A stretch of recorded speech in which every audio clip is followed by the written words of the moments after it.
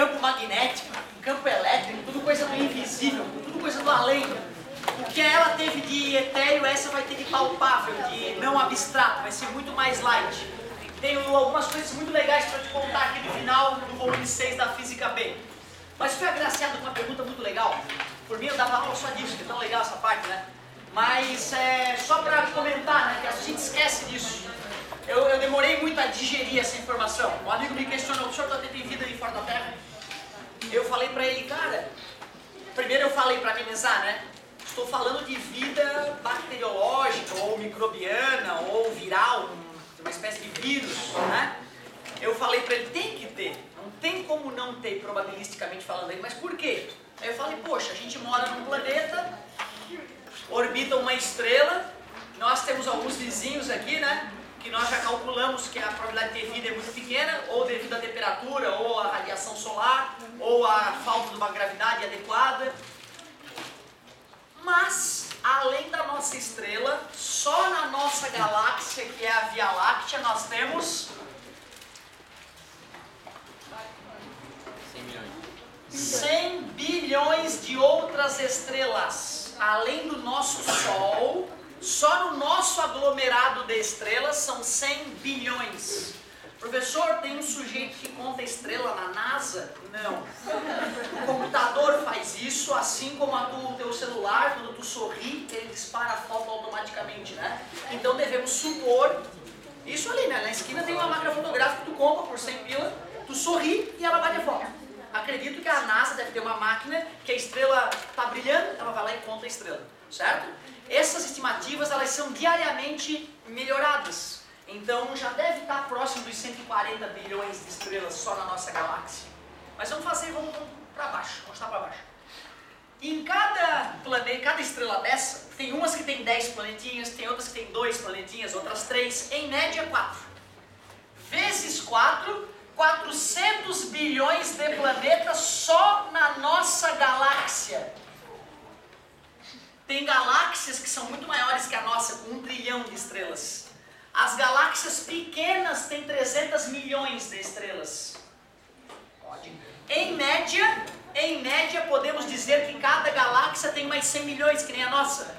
Mas como são em torno de 200 bilhões de galáxias, sim, 100 milhões de estrelas, 100 bilhões de estrelas, mais 100 bilhões de estrelas, mais 100 bilhões de estrelas, existem 200 bilhões desses aglomerados por aí. Isso o que a gente estimou até agora, né? Pode ser muito mais. Pode ser que a gente não enxergue o todo. Vezes 200, 1000, milhão, bilhão.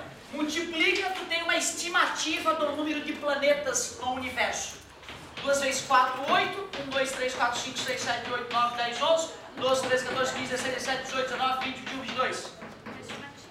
Mas eu duvido que num desses não tenha algum tipo de bichinho. Não tem como. Professor, então a lei do passado é verdade. Não, calma. Não estou falando de disco voadores, bichinhos verdes inteligentes. É até provável que tenha alguma civilização avançada em algum estágio de evolução em algum lugar. Certo? Mas provavelmente nós nunca chegaremos a elas. Certo? Inteligente.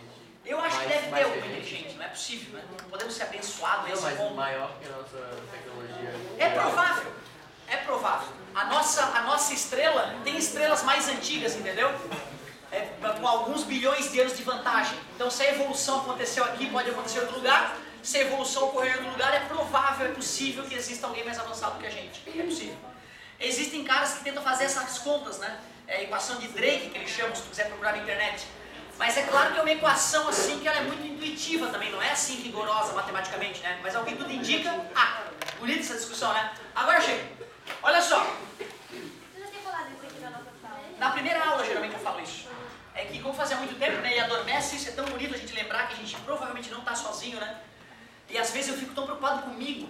O Otávio, a vida do Otávio, o dinheiro do Otávio. E eu não sou poeira cósmica, né? Não sou merda nenhuma. Né? Então, às vezes, para o efeito filosófico, para te colocar no teu lugar, para a gente lembrar, né, da nossa importância na nossa família, no nosso cotidiano, da responsabilidade de estudar e levar a vida a sério, mas também de não se apavorar lembrando que a gente é né, uma poeirinha cósmica, né? O próprio planeta, digamos assim, é uma poeirinha cósmica. Que bizarro isso, muito bonito. Ô galerinha, meu banheiro era gurizinho, tava lá tomando banho e tinha na janela basculante uma correntinha grudada na janela, cheia de bolinhas assim.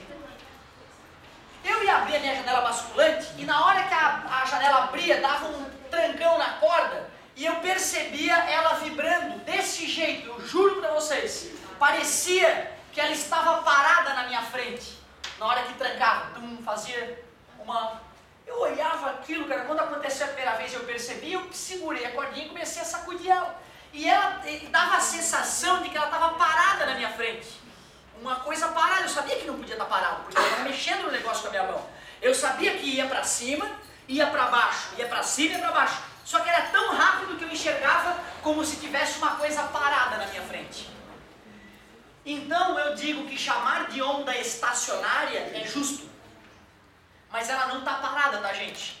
Se eu pegar uma corda, tipo um violão, uma corda amarrada entre dois pontos fixos, segurar ela pelo meio, levar ela até lá em cima esticada e soltar, ela vai toda para baixo, toda para cima, toda para baixo, tão rápido que o teu olho vai enxergar uma coisa parada.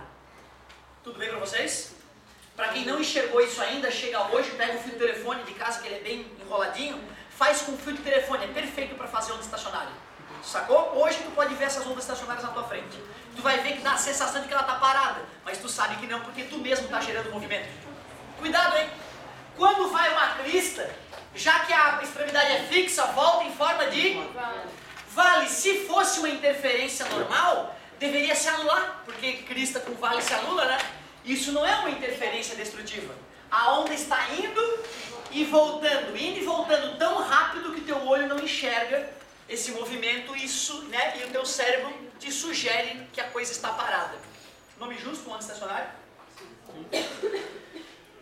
Eu fui ficando mais velhinho, fui ficando mais rapidinho, e eu percebia que se eu sacudia mais rapidinho, acontecia algo que hoje eu sei que se chama o segundo harmônico.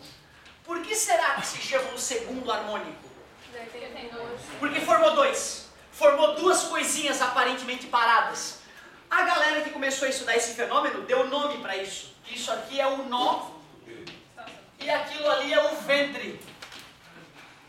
Ó, não se esquece, aqui tem nó, ali o que é? Isso aqui. Muito bem. Tu vê, tem perguntas às vezes que são bobas e se a gente não fala, o cara se esquece de que dá para raciocinar nisso. Qual é a relação entre o harmônico de uma corda onde vibra uma onda estacionária e o número de ventres? Qual é a relação entre o harmônico e o número de ventres? É igual, parabéns, 1 e 1, 2 e 2, tranquilo? Qual será o terceiro harmônico? Meu Deus, é assustador, né?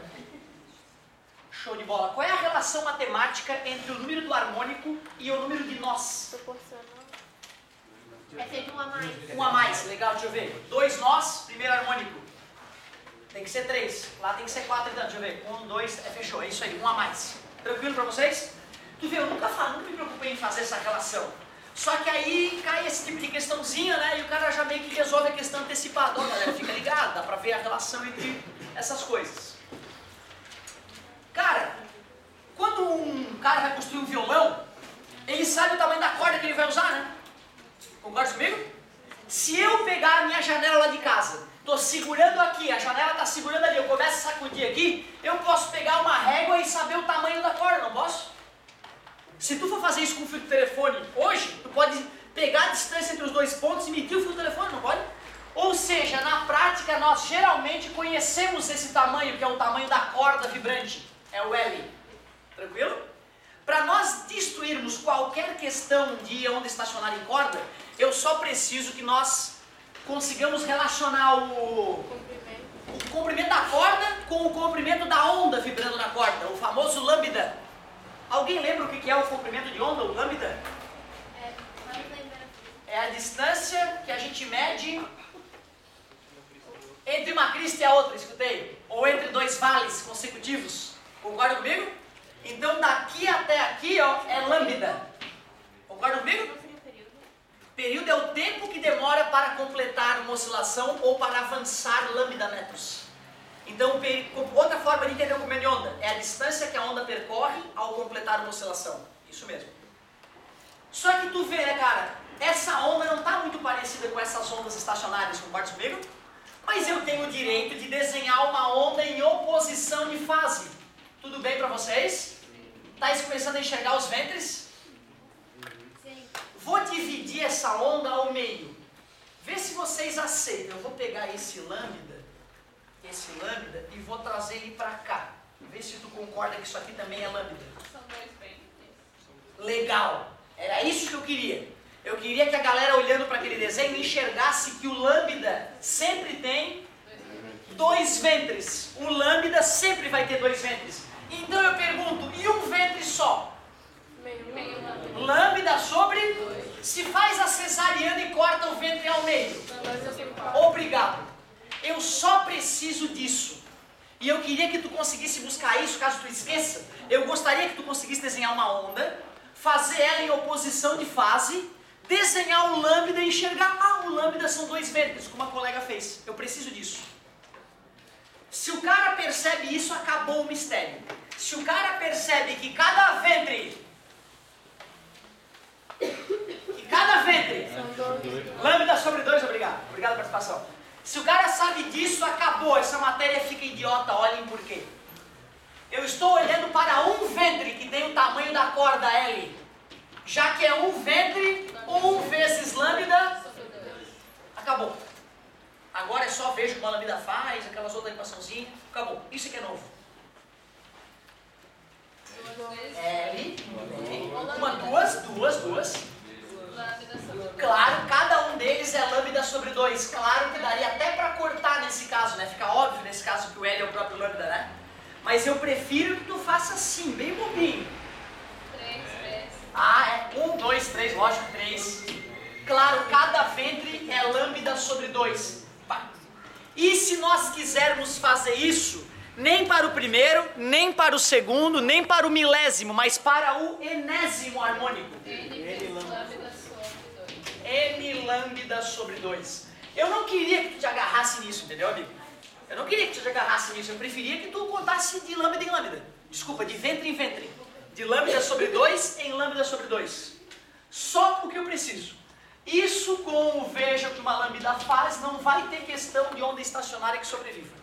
Certo? Vou fazer um exemplo para te mostrar o quão simples é isso. Eu fiz para outra turma, eu fiz um Minha Mãe Mandou e peguei, deixa eu ver, eu fiz a 55 para eles. Então eu vou fazer a 54 para vocês. Vamos fazer a 54 a título de exemplo. Eu vou fazer da apostila, não vou criar uma, porque vai ter quilos dessa na apostila para fazer. Então eu resolver uma não vai prejudicar. Os nossos entram em alguma equação? Não, os nossos eles perguntam, olha só, legal que tu falou. Se eu quisesse formar essa equação e no lugar do N eu quisesse usar o número de nós e não o harmônico, essa seria uma questão legal, né? O que eu colocaria no lugar do N? N mais 1. Se o N fosse o número de nós, teria que ser N menos 1. Porque quando forem dois nós, tem que dar 1 ali. N menos 1. Tu vê, né? Então eu posso avacalhar e querer que o aluno coloque o número de nós na fórmula, para provocá-lo. Certo? Tu viu como tinha um nó a mais, a galera que somar 1. Mas justamente por o número de nós estar lá na frente, eu vou ter que diminuir 1 para colocar como se fosse o número do harmônico, né? Olha que sutileza, bonita a tua pergunta. Galerinha, olha só, a questão 54. Para a gente falar de um fenômeno muito legal, que é a ressonância. Página 44, exercício 54, falava o seguinte: uma onda estacionária se estabelece numa linha fixada entre dois pontos distantes de 50 centímetros. O que é esse 50 centímetros, gente? É o L. Concorda? Porque o lambda eu teria que saber os ventres, né? Ele não falou nada ainda de ventre. Incluindo os extremos, contam-se 11 nodos. O que será nodos? É o nó. É o nó. Se ele contou 11 nós, 10 ventres.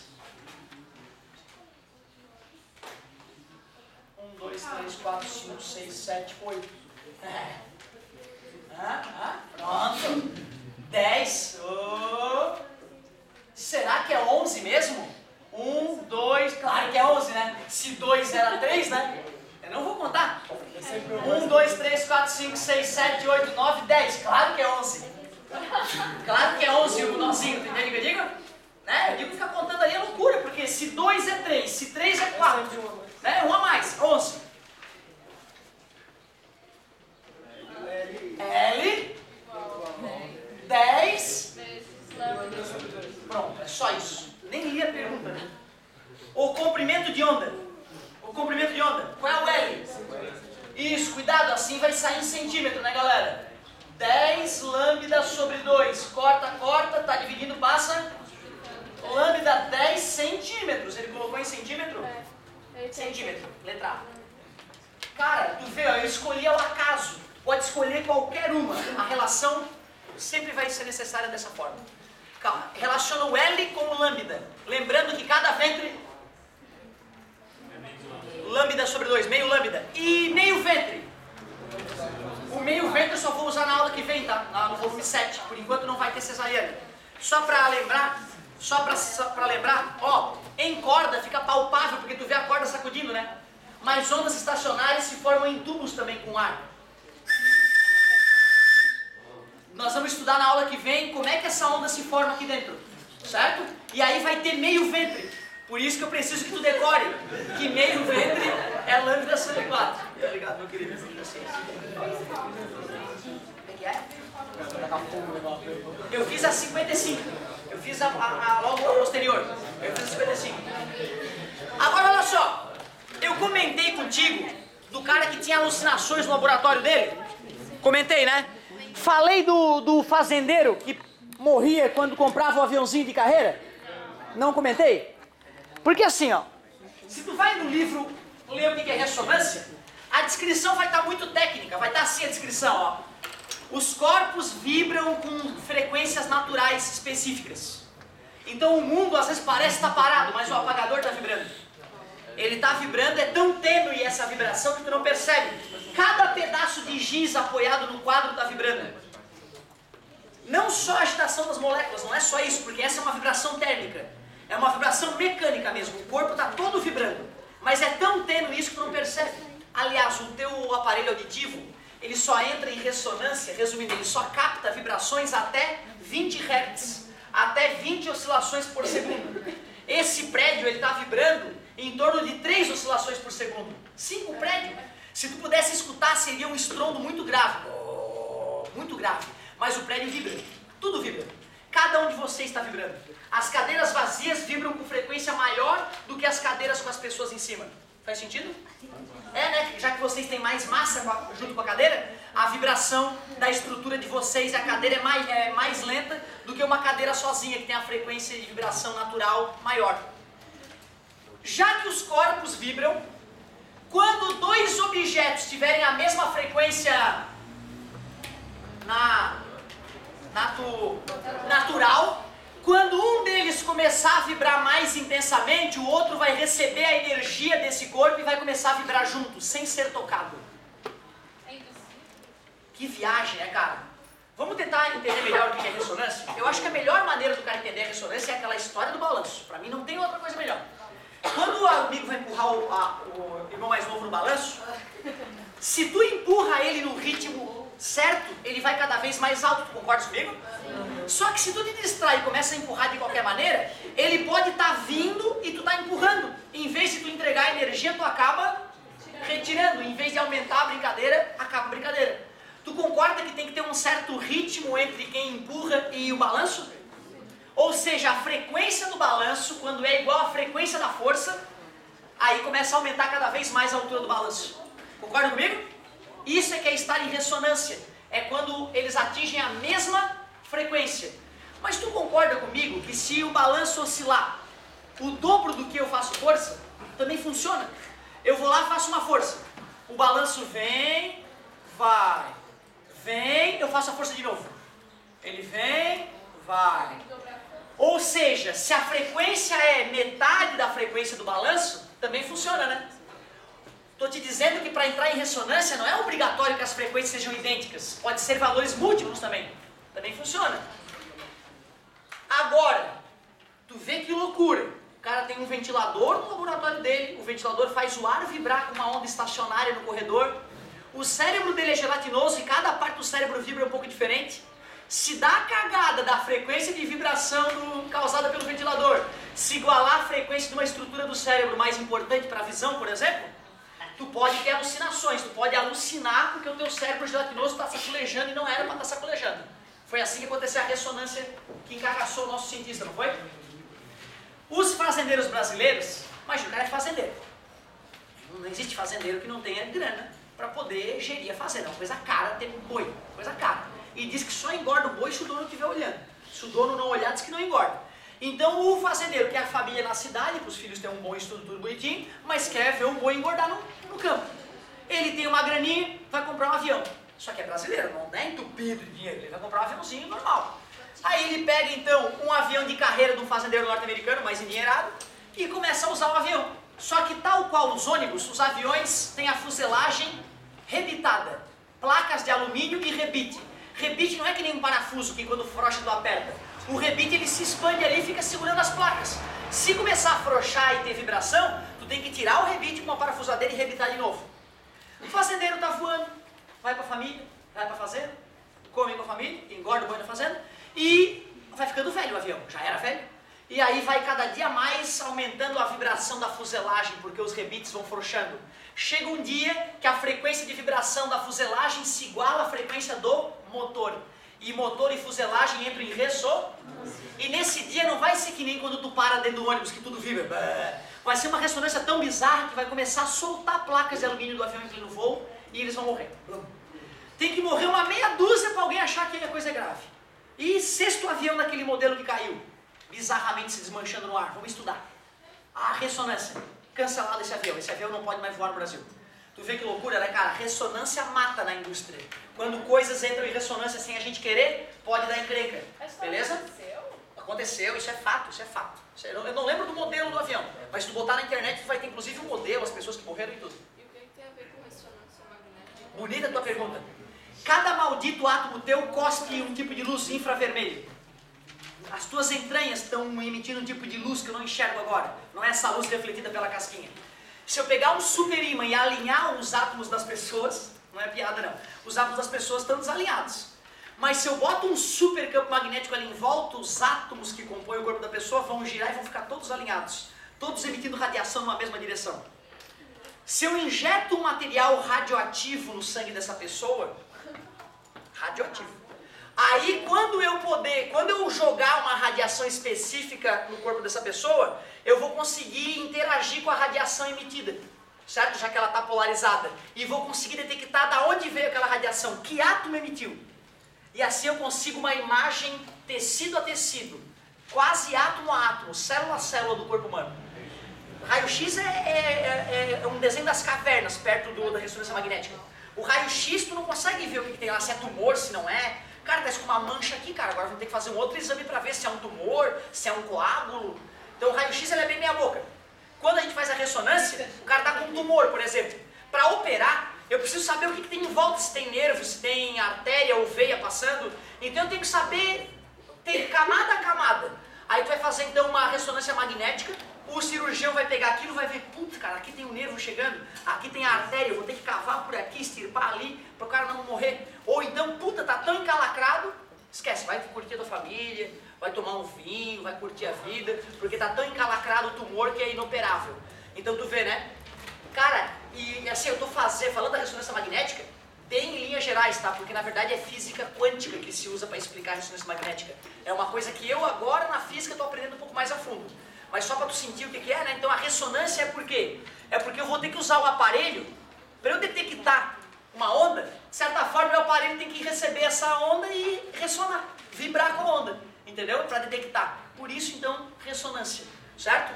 Quando a tua onda de rádio começa a transmitir para o teu rádio uma certa frequência de radiação, digamos que ela está, os elétrons dela entraram em ressonância com a radiação que a atingiu, certo? Mas tu vê, né, cara, como a coisa é Um equipamento de ressonância magnética custa mais de $1 milhão, tá, gente? Um aparelho foda de ressonância magnética pode custar 5, 10 milhões. Por isso que 700 pau uma ressonância, né? Tem que fazer anos de ressonância para poder pagar o teu investimento. Olha que bizarro. Né? E quem é que fabrica isso? Engenheiros e físicos dos melhores faculdades do mundo que montaram empresas depois de estar estudando muita física, né? Para poder criar esse equipamento médico tão incrível. Então, se eu falar que ressonância é tipo um equilíbrio das ondas, tá errado? Vamos fazer assim, ó. É um equilíbrio de vibração que ocorre não nas ondas, mas nos objetos vibrantes. Eu lembro que lá em casa tinha uma grade do prédio lateral. Aí eu passei pensando, eu falo meio sozinho às vezes, eu tô ali e tal, pensando na minha vida, né? Aí eu tava ali, às vezes, passando e eu batia numa daquelas grades, assim, tipo idiota, mexendo no mundo, assim, enquanto caminho. Quando eu bati numa das grades um dia, eu percebi, ué, essa grade vibrou, aquela outra na puta que pariu vibrou, mas as vizinhas não vibraram. Eu não entendia por que daquilo. Quando eu aprendi ressonância no terceirão, eu entendi o portão lá de casa, do vizinho. O cara que foi soldando, ele não soldou com precisão máxima. Aquelas barras não eram todas iguais. Umas vibravam com uma frequência maior, outras menores. Quando eu batia numa grade específica, só as irmãs gêmeas dela vibravam junto com ela. Ou seja, quando um objeto vibra numa certa frequência, se outros objetos próximos têm a mesma frequência, eles vão começar a receber os empurrões no ritmo certo e vão começar a vibrar mais. Certo? Então, ressonância.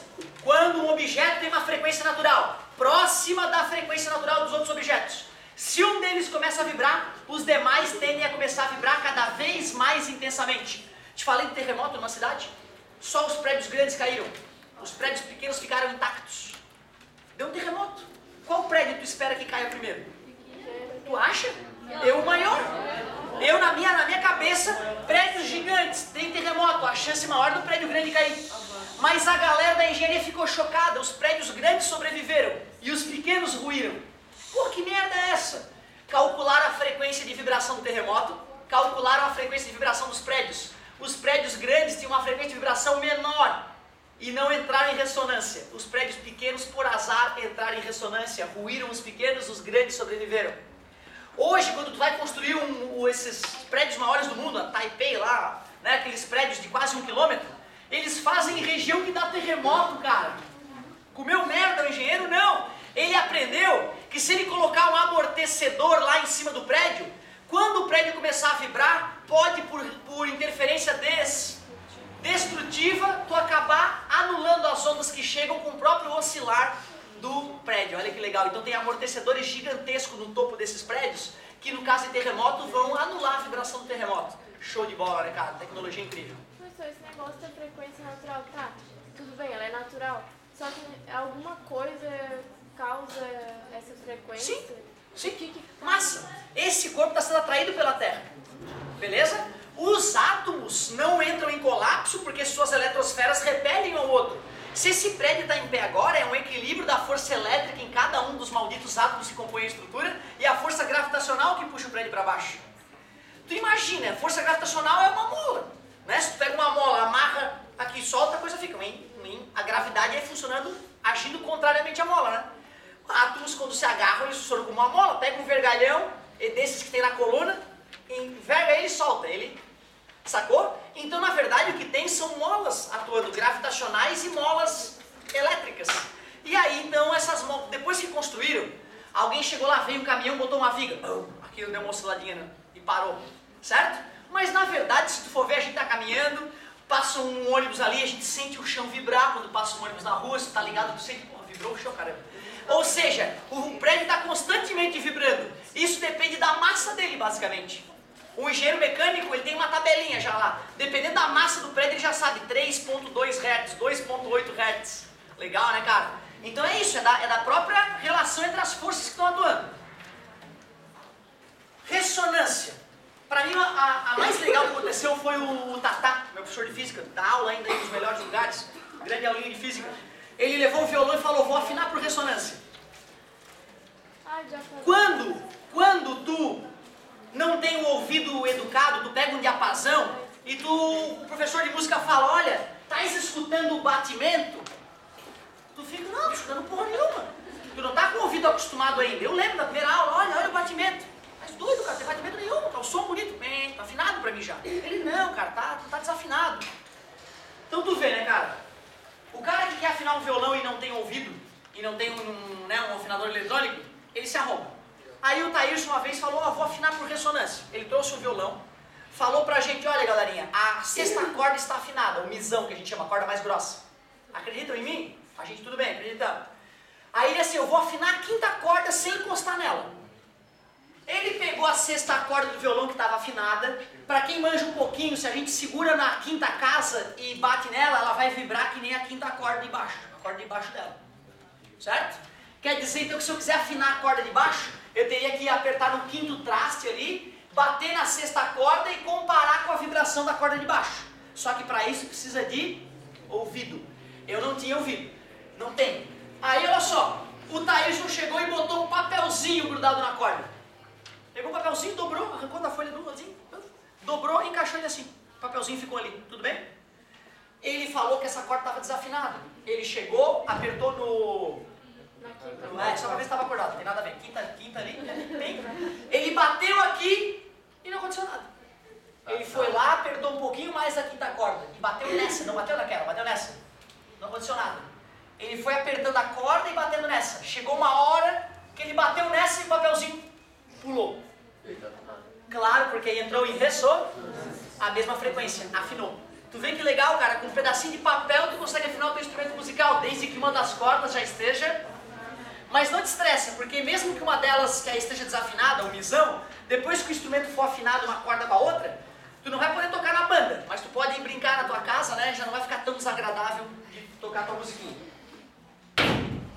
Quando o cara está tentando afinar, antes das frequências as frequências ficam próximas.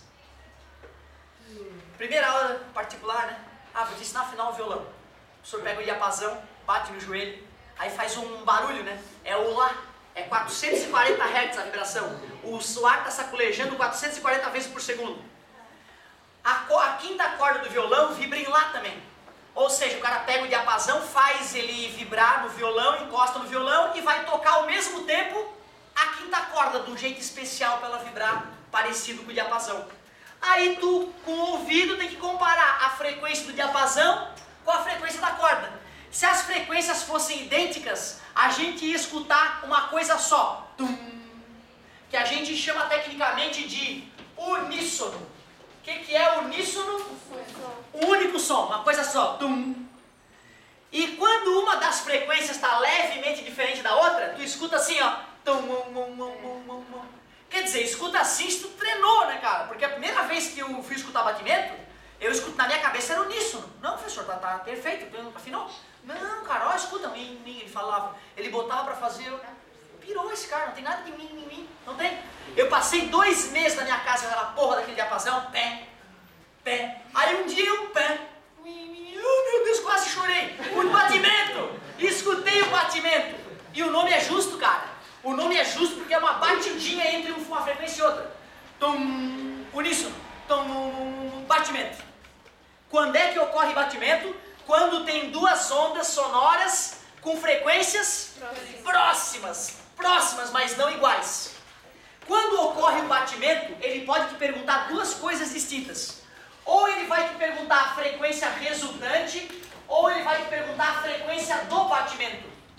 Se tu tiver com um frequencímetro aí, um diapasão eletrônico, e for medir a frequência que sai do aparelho, do instrumento, ele vai te dar a frequência resultante. Que não é o que tu escuta. O que tu escuta, é a frequência do batimento. O Lá, como eu disse a vocês, é quantos hertz? O Lá, nota musical Lá, fundamental? 440. 880 vai ser Lá de novo, hein? Certo? Só que aí já é 1/8 acima. 1/8 acima. Mas isso não importa agora, depois a gente fala sobre isso. Vamos imaginar que o cara está querendo afinar o violão. E aí o diapasão emite isso, e a corda ainda está desafinada e emite isso, ó. A pergunta é, qual é a frequência resultante e qual é a frequência do batimento? A resultante, meu querido, é a média. E a frequência do batimento é a diferença entre as frequências. Em módulo para não precisar ficar negativo. Nesse caso, qual seria a frequência resultante dessas duas ondas se propagando no mesmo local? 10. 430 vezes um pouco. É, né? A metade entre 400, o meio entre 440 e 430, 435. A outra. E a outra assim, né? O batimento que eu ia escutar ia ser com 10 por segundo. 10 por segundo. Beleza? Cuidado, hein? Frequência de batimento é levemente diferente de frequência resultante. Frequência resultante é o óbvio, faz a média. Frequência do batimento é só ver a diferença de frequência entre uma onda e outra. Aí, olha só. Se começou a aumentar, quer dizer que esse número aqui está ficando grande, né? A frequência do batimento está aumentando. Aí tu gira o traste para o outro lado. Aí vai ficar... Aí parou de fazer aí afinou, uníssono, certo? As frequências ficaram iguais, deu zero a frequência de batimento. Parou a frequência de batimento. Beleza? Isso é o que faltava da física B para a gente discutir. Certo? Nada demais, né, galerinha? Tranquilinho. Ocorre ressonância no vácuo. Tu vê, ó, como a gente falou que ressonância são objetos vibrantes, a gente está falando de ressonância de corpos físicos e no vácuo não tem matéria. Então ressonância no vácuo não vai fazer sentido. Mas no... Pode ocorrer interferência de ondas eletromagnéticas, mas não ressonância. no espaço nem tem porque estrela é um ponto. Aí é que tá, mas é no vácuo do espaço. Pode ter ressonância entre a radiação emitida por uma estrela e uma antena que capta aquela radiação. Isso pode. Mas no vácuo do nada, né? Não tem por que existir a ressonância. Boa pergunta.